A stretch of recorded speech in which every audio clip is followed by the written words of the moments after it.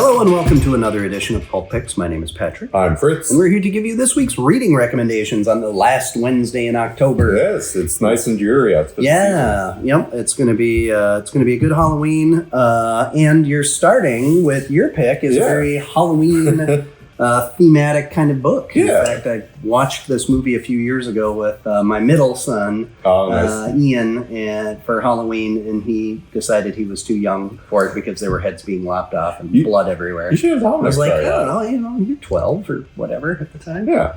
It's not bad. I mean, anyway, so yeah, my pick is Return to Sleepy Hollow. If you couldn't tell, so this is a direct sequel to Tim Burton's Sleepy Hollow from, I believe, 99, if I remember. That sounds right, yeah. Oh, no, yeah, I do remember, because I was reading about recently, because Ian McDiarmid went straight from filming Phantom Menace to filming that, and apparently much more enjoyed filming Sleepy Hollow just because he really liked all the sets and stuff. Just like, he was one of the council people or whatever, he's not, right? He's one of the council people. He's not in it a whole lot, but it's funny, he's not actually in a lot of movies. It's pretty much like Star Wars and a couple things like this year. He's mostly a stage guy. Yeah. But anyway, so Tim Burton's Sleepy Hollow, I wouldn't say it's like his best film or anything. It's my personal favorite of his work. I just really love, especially like the color palette of the film. It harkens back a lot to like the old like Hammer horror movies back in the day, which makes sense. He's a big fan of Christopher Lee. He even shows up in that movie for a little bit. Yeah. But yeah, so if you're not familiar with that film, quick spoilers for you. For a 26-year-old film. There's a lot of people. I mean, there's plenty of 26-year-old movies I haven't seen. Yeah, for sure. Yeah. But, so basically, instead of like the usual thing of just like, oh, it's, Brahm, I think is the guy's name, like playing a prank on Ichabod. Like, there's like an actual like undead spirit that's like haunting this town, killing people. Ichabod is basically like ye old CSI, like come to like figure it out, gets wrapped up in this whole thing, meets a girl and falls in love with her. And it probably has one of my favorite Christopher Walken roles, just in terms of how goofy he is, but still being utterly terrifying. Yeah. Which is really what you want from him in a movie a lot of the time. Yeah. But yeah, no, really fun movie. When I think they announced this originally at New York Comic Con last year, like this and like the sequel to Beneath the Trees, the prequel to Event Horizon, which is another one of my favorite like 90s horror movies. Yep. So I've been also getting it. I've been eating really good for my DW this year, to say the least. But yeah, so this book follows up 15 years after the events of the film. Some stuff's happened in between Ichabod and young Maspeth, who they reference in here. It's like not so young anymore. He's like grown up. He's kind of like doing his thing, living his life. He still works with Ichabod. They go around like doing various crime scene investigation stuff, but like they've kind of drifted away from Katrina, his Ichabod's love interest from the film. She's gone back to Sleepy Hollow. She feels like, hey, I owe something to this town, considering like all the things that happened with it because of my family and everything. Mm-hmm. So they've kind of gone their separate ways. But there's mysterious murders keep happening out near in the woods where like the events of the film primarily took place, where like the Headless Horseman kind of came from. Yep. And like the local constable can't figure it out. He just assumes that it's like, oh, they just dropped dead or something. It's like, man, they've been run through with like, I don't know, wooden stakes or something. Something is killing these people. So she's like desperate. So she isn't sure what to do. She's got a daughter at this point, and you can kind of guess maybe what's going on there. Sure. But similar to Katrina, who's got like some magical inclinations, her daughter seems to have even like more profound like connections to like the spirit world and like the afterlife. And in doing so, all this kind of like draws Ichabod back to Sleepy Hollow. And of course, he's tried to write out the whole experience from the film. It's just like, no, we were just like under like severe stress and like hallucinating things. Like there wasn't like an actual portal to hell that opened up in front of us. Yeah. And so like they've got to like come together, try and figure this out. No one's exactly like jiving with each other. Like there's obviously a lot of tension from like these years of separation. But yeah, no, it's just like, it's a super fun little return to one of my favorite movies. The art is very, I was talking to you right beforehand. So like they don't really try and like make the characters look like their film versions, which I think is probably a good thing. There's so many comics where they try so hard to be like, oh, here's like just this person from the movie like on the page, and like there's times where it can work. Like obviously there's stuff like Star Wars where to a certain extent you like expect Luke to look like Mark Hamill. Like it's going to feel kind of weird if he doesn't. But there's plenty of other times where it just gets like super distracting. It just never quite looks the same. So if you're just like kind of like brushing past that, like you instantly like know who characters are. You can be like, oh, that's Ichabod Crane. That's Katrina Von Tassel. Like you understand like who they are just like pretty easily out the bat, no issues. And just like the way that this book kind of like plays with like lists, there's a lot of just like sequences where there's not really like a panel. There's just kind of like free floating characters where they kind of like float in between. There's this great section where they kind of like recap the movie. Yep. Yeah, no, just let me double check the artist on here. Savannah Mayer. It's kind of an old school EC comics kind of vibe. It definitely does, which I wouldn't be surprised if that was intentional, considering like similar to the Hammer horror films were very much kind of like the big thing in the 50s kind of deal. So if it turns out like that was an intentional choice on their part, brilliant, love it. But yeah, no, this is if you're a fan of the film, I think similar to how if you were a fan of Event Horizon, the new comic for that, you'll enjoy. Same thing here, but also similarly, if you haven't seen Sleepy Hollow, I think it's just going to be like a fun little spooky book for you. Yeah. It you get everything you need to know about it.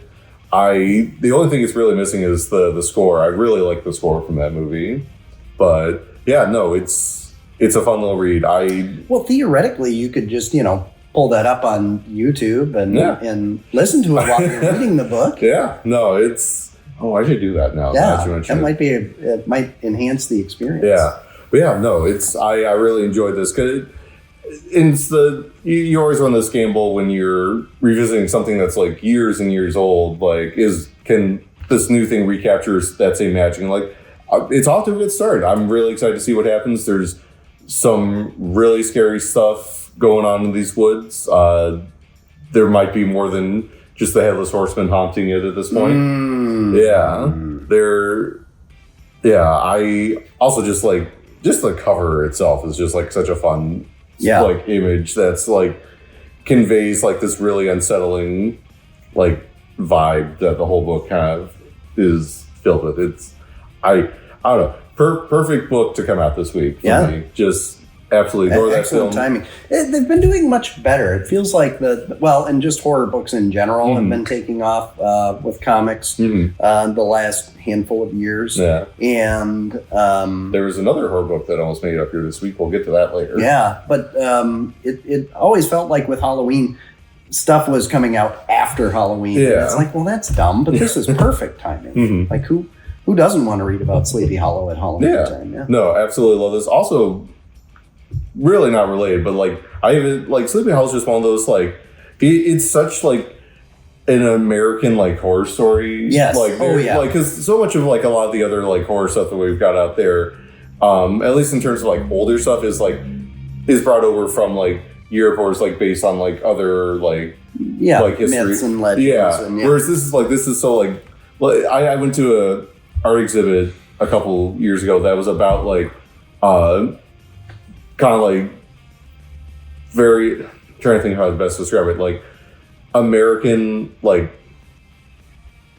spiritual and like horror like art, like so you had like stuff from the spiritualist movement of like the early 20th century. You had stuff related to kind of like the Gothic era in the late 19th century. There was stuff about Sleepy Hollow there. Sure. Like that very like New England, like, hey man, when it gets dark out, these woods get like scary as can be. Like it like even I know people like even now that do not want to like drive down the Pine Barrens because it's like terrifying at night. Yeah. Even in a car. Like just like, nope, don't want to be here. Yeah. But yeah, no, it's just I don't know. I just any version, like I love the old Disney one where it's like got the song and everything. It's the animated, Yeah, it's I don't know. Sleepy Hollow. It's just one of those things that just like really gets me for some reason. I just really enjoy it. Every time I see a covered bridge, I think of Sleepy Hollow. Yep. Yeah. Yep. But speaking of something, I don't know, not exactly horror, but like And something. now for something completely different. Yeah. Because, I don't know, it's political. That's scary, right? Yeah, right. Well, yes, I went with the Politics in Space. I went with Imperial, number 4, the Jonathan Hickman. It's really an event book where he's helping Marvel set the table for what's going to be happening in the space wing of the Marvel Universe and the 616 Marvel Universe, I guess. So which players do you put in there? Well, Wakanda's been there for a while now. That was introduced a while ago with Wakanda trying to build a galactic space empire. They should have maybe done some, I don't know, like group testing on that. It turns out that that's generally the bad guys. But and then you've got, the Kree and Skrull were joined together in a singular government by Hulkling. That happened quite a long time ago now. You've got the Shi'ar who their empress died quite a while ago, and her child is, there's this whole succession thing where there's been all this friction and controversy around it. You've got your regular Marvel high-profile characters you've got Hulk and his whole family tree that goes around the whole Planet Hulk story arc that goes back 25-ish years. 20 yeah, I think they just had that like one-shot special anniversary thing for it. Yeah, because he's gone during Civil War. Yeah, they fired him off into space right before because that. Otherwise Civil War would have been over with whichever side he chose right away. Basically. Speaking of which, next year, 20th anniversary of Civil War, how much we want to bet we're going to get Civil War 3? Yeah, right? Well, and so that also kind of lines up with the 20th anniversary of Annihilation, because that was happening during Civil War in Planet Hulk.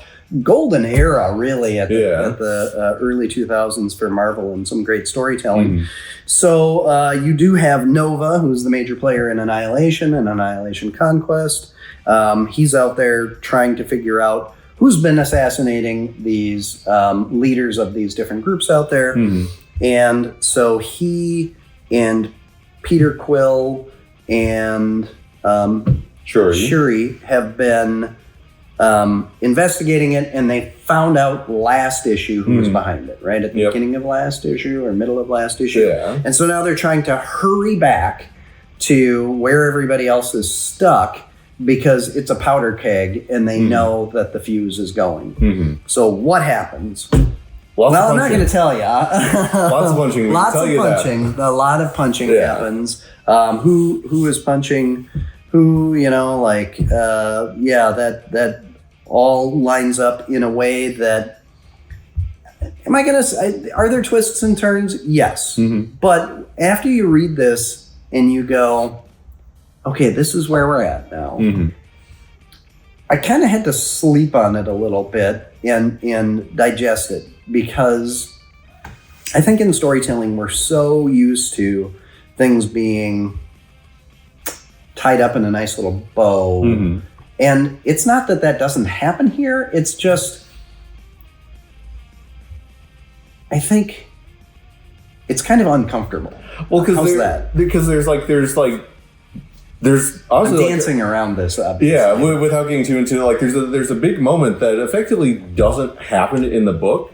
And I feel like that's like a very good intentional choice on Hickman's part in terms of just because the moment itself doesn't really matter because the damage is done. You can't be walked back. So anything that happens in that moment is just, it doesn't matter. What's going to happen is going to happen now. And you just kind of have to live with those consequences. And this really feels like a realistic representation of geopolitical events for the last, I don't know, for the modern era, probably, because we're talking about a time where the populace of the world would have access to worldwide information, right? So since the advent of newspapers and radio and, where the last 125, 150 years, somewhere in there, and what we understand as truth and the way that we got there and the way that we decide to move on and just accept things is all kind of frustrating. I don't know what else to say. That's a good way to put it. But there is a character in particular who is very upset at the end of this book. And understandably so. Yeah, understandably so. And I really felt like what happened here was Hickman doing such a good job of understanding these characters, putting them in a pressure cooker, and their, core characteristics and principles really pushing them through it. And that's where we end up with how each of them are at the end of this. And I think, people talk about like, oh, well, why do we have to get the same old stories over and over again? Or people are like, oh, why do they have to change this character so much? Just to try to tell this story. And I think, or why do we have to tell these ridiculous over the top stories with this character? I think this did a really great job of kind of blending the best parts of both of those things. It was a really difficult situation where you put a lot of characters that people are familiar with into this, pressure cooker. It's a good analogy.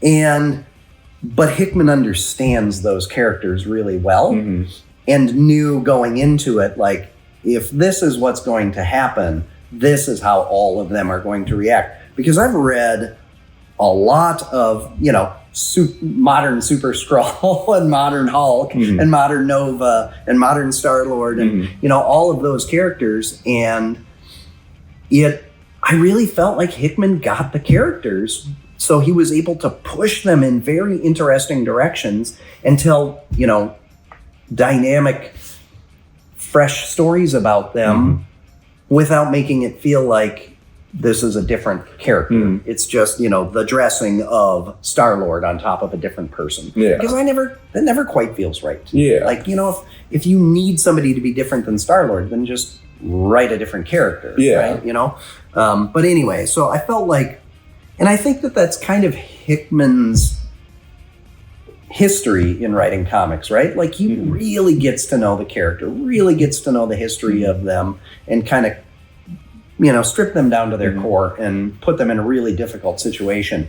And then we get to see them shine, their true core personalities. And one of the things that I really appreciate is because he will sometimes like push a character, maybe like push them like past like a breaking point, but he also like deals with the consequences, like, oh, what does it mean for this character if they like do go past, like that was a big part of his whole New Avengers run. It's just like, what does it mean to these characters when they have to like go and do something that they're like not comfortable doing that like is outside their wheelhouse. And like that it's not just like, oh, they did this for like shock and awe. Like, no, there's consequences. Like it affects these characters. Yeah. Like in how they go forward. And so when I'm sure that there are going to be people who read this and think of it as a self-contained story and think like, well, this is kind of an unsatisfying end. But what you need to realize is there are a whole bunch of books spinning out of this. And if we got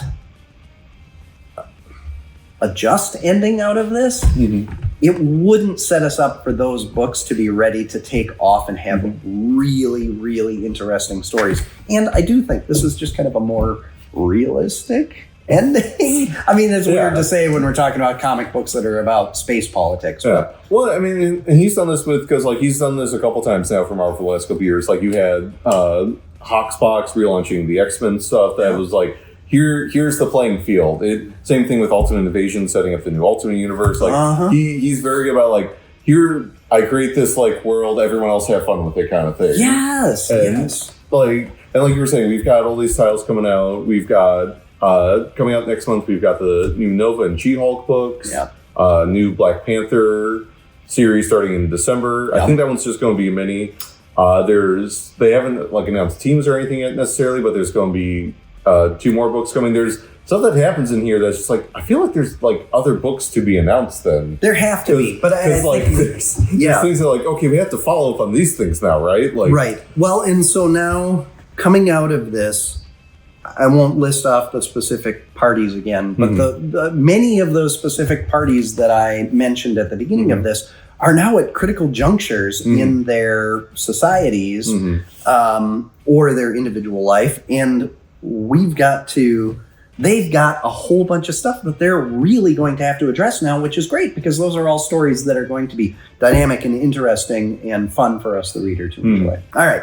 Well, if you haven't been reading this, I highly recommend it. I think the side books were also very good. Again, think of it more as setting the table for what's to come next. This is your preparation homework. Yeah, it's kind of like a prologue. Yeah, exactly. So this gets everything primed up and ready to go, and I could not be more excited about this Nova book because I think it puts Rich in a spot where he really shines as a character.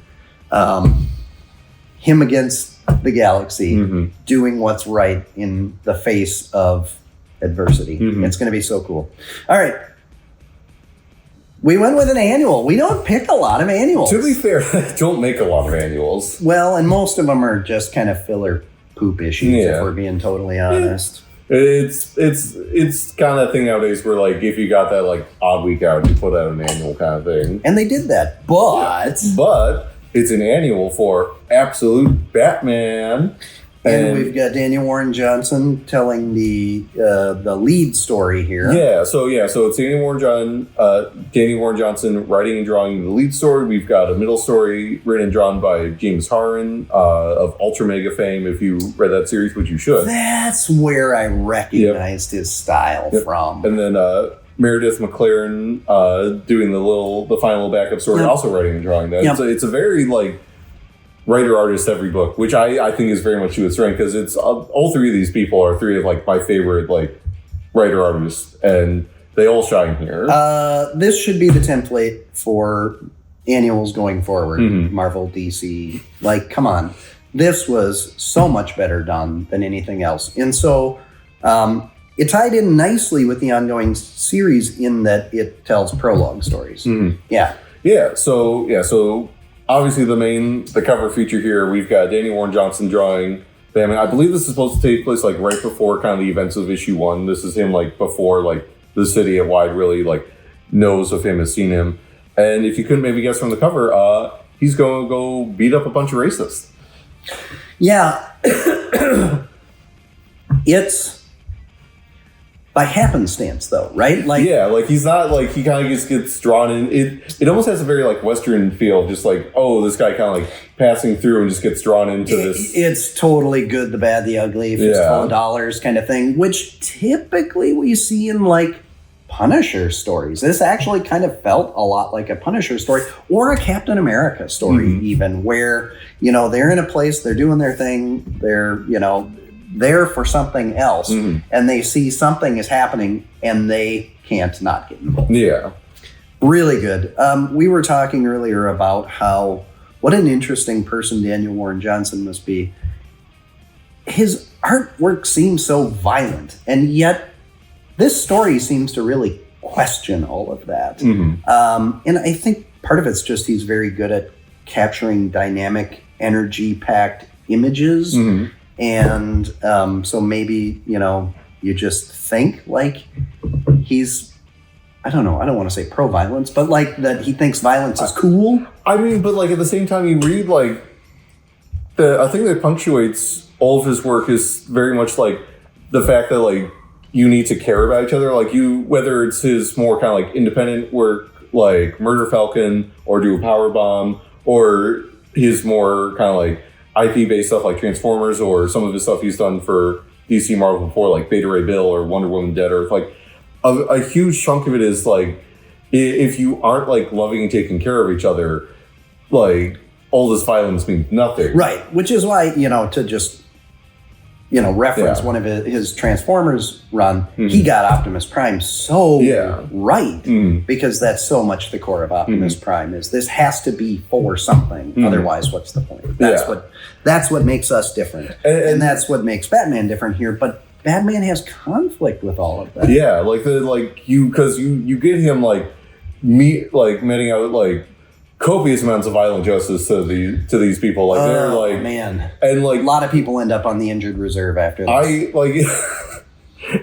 It's interesting because I don't think they've explicitly said that Absolute Batman has a no kill rule. It's more or less implied in terms of there's people. It's referenced he makes sure to miss this artery or whatever.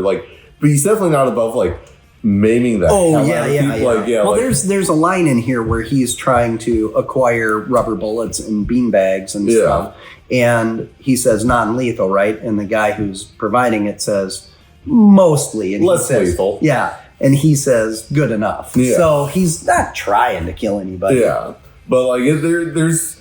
And that's a big part of this version of this character compared to the main universe Batman is obviously the main DC universe Batman has a bevy of anger issues he's been working through his whole life, but this one is very much he puts it into the work, kind of to put it that way, and while there's a certain catharsis to seeing him do that here and in the main book, there's there's a certain element of him like we were talking about how far does this violence actually get us? Is there a limit to how much good it can actually do on its own? Yeah, right. And does it change you? Yeah. And if it does, how do you reconcile with it? It was really good. Okay, so then the second story in here. Yeah, so the second one, this one seems to be kind of taking place during the first arc. It involves really towards the beginning of it, probably. Yeah, because it's got it follows some of the party animals, the gang that Black Mask sets up. They're they're trying to hide down this renovated church. You get the impression that they're coming, if not directly from some sort of confrontation. Yeah, it seems like they're running from Batman. Yeah, and so one of the people there he brings them there because his dad is the one who's been renovating it, so he knows where there's stuff stashed there. Batman shows up, big fight ensues. So you got this nice little moment between the guy and his dad that they're clearly very very estranged, trying to reconcile in the midst of everything awful happening in this world. Neither one of them seems like a great person. Not particularly, no. But you can still root for people to have a happy ending. Yeah. We'll see if that ends up happening for them, but whatever. Yeah, so obviously didn't need to get too into it with the main story. It's Daniel Warren Johnson. It looks gorgeous on top of the story being great. James Harden, obviously I love him. I've had Ultramega on here before. Absolutely kills it here with both the art and the story. The way that he because part of the whole thing with Ultimate Batman, he's got the kind of claw tendrils in his cape, and just the way that he conveys that in terms of grabbing people in here is just so good. There's so I kept flipping pages, and I was Mike Mignola or Sam Keith or Phil Hester. There's even some Kirby in there. Yes, absolutely. It's crazy, but there was this one scene in particular where Batman goes flying across a panel. This is Frank Miller, Sam Keith looking. Yeah, there's right this there. one right here. It just zooms across. So cool. I maybe shouldn't make that hand gesture in this video. Yeah. Oh my gosh, that panel and it's this big. It blew my mind. It is so freaking cool looking. So as they're considering future artists, or a lot of times it ends up being kind of a rotation.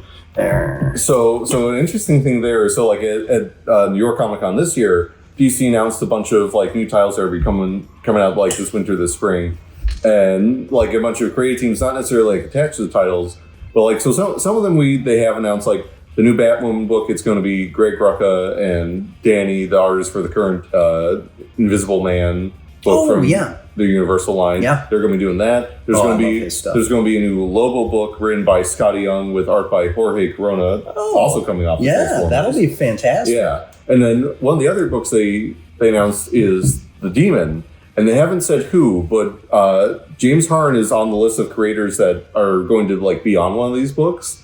And that seems like a perfect if fit. ever there was someone I wanted to do a demon book, it is James Harn. Like, he can completely get the tone, the like both writing and art wise, just like he's like born to do this book. And I'm counting down to the day so they announce that he's doing it. I really, really want that. Sounds like Corey Miller might be getting a pull and hold list again.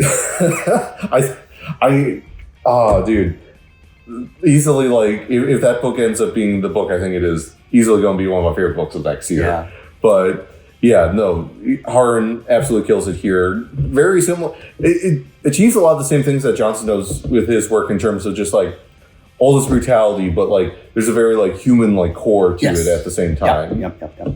And then like our last story, Meredith McLaren, we've referenced her before on here. She did the art on the I'm blanking the name of it now. Black Cloak. The Kelly Thompson series over at Image. Yeah, that was a good one. With the mermaids, right? Yeah, really, really enjoy her stuff. I've met her a couple times at some cons. Like, very nice person. Art is great. She gets like just a little like 2-page story where it's kind of playing with like the Batfax story or Batfax stuff from the first story arc of the main series, and kind of juxtaposing that against like how like the social media aspect of Gotham is reacting to Batman. Sure. And it's a fun little thing of just like contrasting these facts with like different like sightings of Batman. Yeah. And yeah, it's a nice, it's gorgeous. Yeah, it's a cute little coda to like, you've got these two very kind of like brutal stories and this kind of like nice little come down story about like, hey, here's just these kind of like, it was a nice palate cleanser. Yeah. It's a nice little like, okay, we're at the end. We kind of like ease yourself back into after being like at the edge of your seat. Yeah, and I don't mean that to be condescending. No, like, it was refreshing. It has value of itself. It's a very different vibe, but like in a way that kind of like it just kind of like helps to like kind of like bring you down in like a good way. Yep. All right, so it was a 5th Wednesday of the month, which means that there's typically a lot of ongoing series issues released, but we had a number of other books that we enjoyed. What was on your close to making it list? Yeah, so I mentioned before there was another horror book out this week that I really enjoyed. No surprise, it's a new issue of Feral. Yeah, we're kind of at the end of this part of the arc of like the Pit City stuff. The bad kind have gotten in. There's all kind of like people being ripped apart left and right. And then, like, the way it resolves is just like, oh, maybe things will get better. No, it won't. Have you not been reading this book? Nothing ever gets better. It only becomes a different kind of bad. Yeah. And, I love this book. Every time I know I say it, it sounds weird when it's about, like, zombie animals killing each other.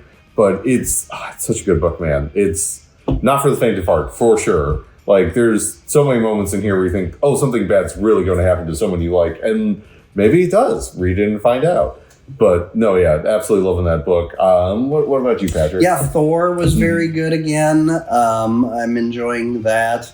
I really like the art in Cloak or Dagger. I just kind of skimmed the story, if I'm being totally honest. But we were talking about how Marvel has this kind of stable of artists that they're putting together that have this kind of modern house style. Yeah. And it's very sharp. It actually kind of reminded me of Kaketto on Ultimate Spider-Man, but that's high praise. It's one of the top artists so it's not all the way there, but it is reminiscent of kind of the way that faces are drawn and that people are positioned in panels and that kind of stuff. So it was really good, but all kinds of good stuff. Yeah. All right. Well, there's so many good comics coming out right now. If you need something spooky to read for Halloween, or you're into kind of more that, chop people up with axes for Halloween, we've got all kinds of that stuff with between the graphic novels that are already out and the books that are coming out this week. We do this every single week that we are capable of doing it because new comics come out every Wednesday. So we read up and have picks ready for you. Be sure to follow, subscribe, comment, share, stop into your local comic shop and talk to them about what you're enjoying and pick up some new books and try some new things. On Friday, Halloween evening, between 5 and 7, we'll be doing Trick and Meet. Mm-hmm. I keep saying it wrong every week, and so I say it on the video, and then the graphic comes up and it says something totally different. So that's me. My brain just does not work with rote memorization. So, but we're going to be handing out candy and free comics for kids. Mm-hmm. But the other businesses down the front street here, the tattoo shop, the barber shop, and I'm not sure which other ones all got involved in it, but they're also going to have people. I believe that we're just going to set somebody up outside the store so that they can kind of wave people in and whatever, so that they know, because we're kind of a block removed from all those other businesses. But anyway, so we'll have comics and candy. So bring the kiddies on by for, some fun candy, but also get them reading something. Mm-hmm. So they'll be more appropriate than, people getting hacked up. Those will be the books that we'll be giving the kids. Definitely not that. But anyway, so we'll be back next week with more picks. Until then, have a very happy Halloween. Be safe out there and enjoy the reading.